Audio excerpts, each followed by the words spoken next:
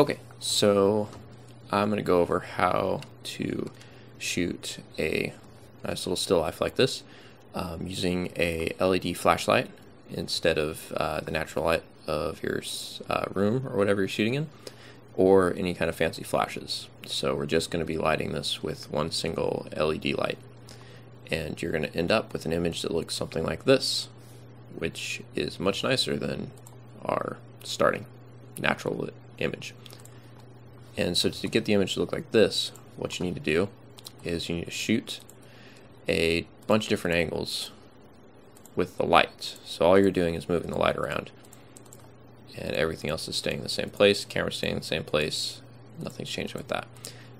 And so I'm shooting some of these most of these at f/16, and we're doing about we got about 13 seconds, I think, is my longest exposure. And as you can see, I've got a bunch of different angles. So we've got the light in front, above, behind, front left, front right, a bunch of different angles for the light. And you're just waving the flashlight around for these shots to create that lighting. And this one was backlit, and you can kind of see how I had the flashlight in the background waving it around. And then we're going to take these images, and you're going to select them, and you're going to do any kind of raw adjustments that you want to do because we shot this in RAW. And then once you've done that, you're going to load them into Photoshop layers, doing Tools, Photoshop, and then load files into Photoshop layers. What that's going to do is it's just going to create one document with all the images on top of each other, and that's what we want to work with because they were all shot from the same angle. There was no motion or anything, so we don't have to align them, and that simplifies things a little bit. This is why it's good to have a nice tripod. And you can see as this image comes up, this is one that's on top, and so we basically have it lit from the left side here, and it creates some nice lighting on the left side of all these items, but the right side is pitch black and crushed. So to fix that, there we go. So to fix that, we're going to have to use all these layers. So this was another one that we shot, and it was lit from the front right, and it's a little bit high in the highlights, almost overexposed. And if we turn that layer off, you can see we have another shot that's not quite as bright from the same angle. So we might want to use that one instead. So once you've got all these layers in here, we're going to select them all, and you are going to change actually this option to lighten. And what this is going to do is going to take the lightest part from all the layers and show you that. And so now we can see all the light parts from every layer. And so what you're going to do now is you're going to take away the parts that you don't like of the light. So for instance, in this layer, I like the backlight that it gives to the vegetables, and I don't really want this big blob of light up here in the right corner. So we're going to go over here, take the eraser tool, make sure we have that layer selected, and we can just go in and erase that light away. And ta-da, it's done.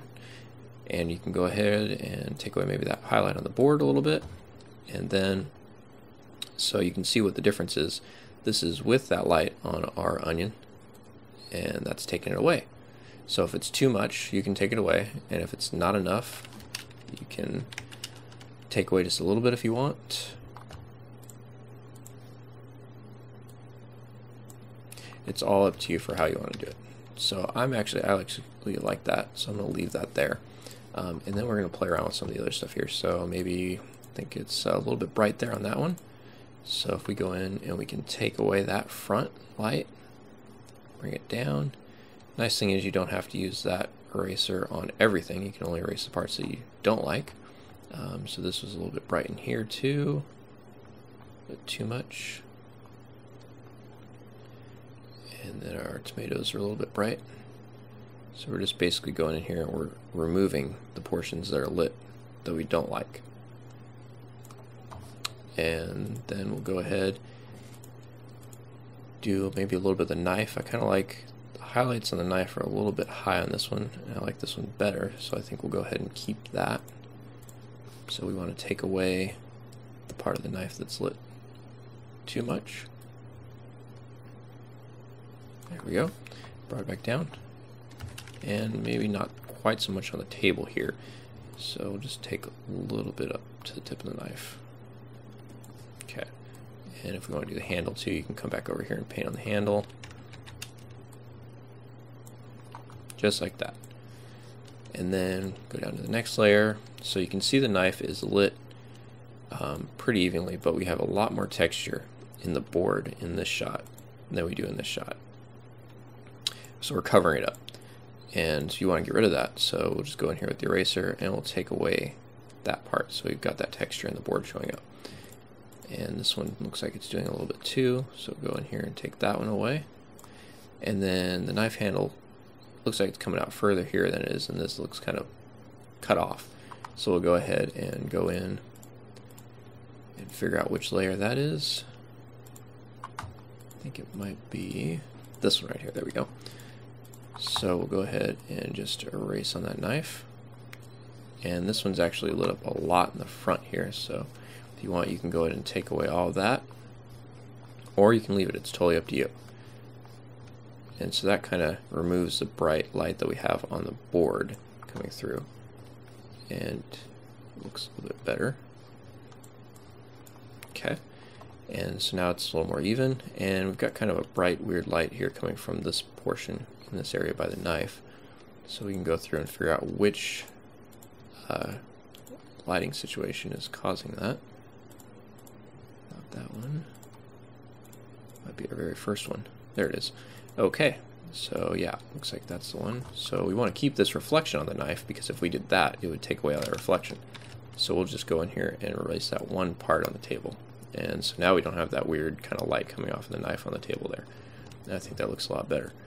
If you wanted to go through and get that texture in the table a little bit more, you could do that. So that one looks pretty good. Maybe some of your shadows are doubled up, because that's what happens when you move the light around and shoot different angles and then layer it. So this shadow back here by our onion is kind of broken up there. So I'm going to go ahead and just kind of even that out so it doesn't look so cut up. And that looks much better. And so now you can see I've got our kind of a wide shadow on this one, more defined shadow on this. Do have some odd reflection coming off of the tomatoes on the surface, and it looks like it's that one right there. So we'll just go in, kind of smooth those out maybe a little bit. Looks like we have another one for that one. There it is. So we'll go in here, kind of smooth that out as well.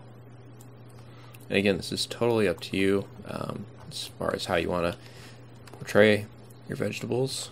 Maybe you don't want the red coming off of them, so you can just get rid of that instead of getting rid of the other shadows. So you can see this one's really kind of a darker shadow. So if we come in here, we could go dark with that, darker around there, and it's totally up to you for how you want to light it. And I kind of prefer the shadow there, or the reflection there, because it looks a little bit richer. And we already have that on the table for these other two. And so basically, you're going from what we had before to this nice image that has a lot more even light and some pretty dramatic shadows, which make things look a lot more desirable when you're shooting still lifes and objects that are three-dimensional, not two-dimensional like this picture right here makes them look. And so you can see how my final image was. Kind of a different lighting situation depending on how you erase portions of each of these images. And so yeah, that's how I did the image. Thanks for watching.